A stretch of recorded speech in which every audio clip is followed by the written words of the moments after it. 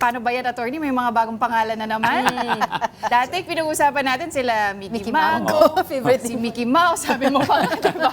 But ngayon sabi ko it's more of that, it's more than just the names, no. I mean sa akin, I would rather look at the demeanor talaga nung witness na si Acosta kasi although nakakagulat yung pangalan, maraming ibang pangalan na lumalabas, nakita natin na nakakagulat yung demeanor nung testigo. Kasi unang-una, pagkausap niya si Ligutan, Bisaya siya. Pero nung kinos-examine siya nung defense, English.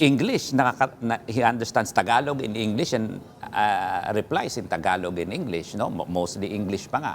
But the most damning for me, kaya tama na tinawag siya na hostile witness, kasi to me, hindi man ako nagulat kasi sanay na ako dyan sa mga testigong ganyan, yung plakado.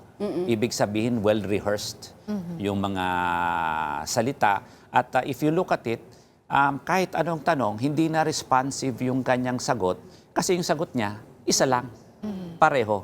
Tama nga yung sinabi ni former Senate President Tito Soto, template. No? Kahit anong sabihin, kahit anong tanungin, bumabalik lang doon. So parang rehearse siya na parang yun at yun na lang. Na kung makita natin, if it is in a regular court of law, kitang-kita na may nagsisinungaling o merong mga tinatago. Pero ito, siyempre, it is a collegial body, plus it is partly legal, partly political.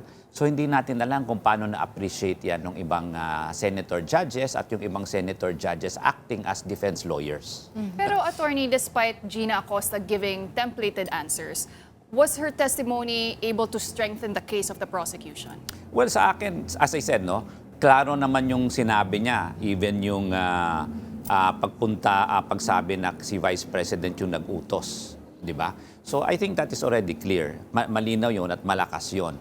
Yung kanyang pagkaplakado strengthened the demeanor, meaning makikita na siya talaga testigo ng depensa, hindi testigo ng prosecution. Plus, whatever she said did not put any value to the defense, but only more value to the prosecution. Kasi makikita mo doon kung ano yung tama at ano yung mali. So ano yung inamin niya? Vice President ang nagutos. Inamin niya yon. So klaro yon. Yung plakado niya, alam natin na briefed yon.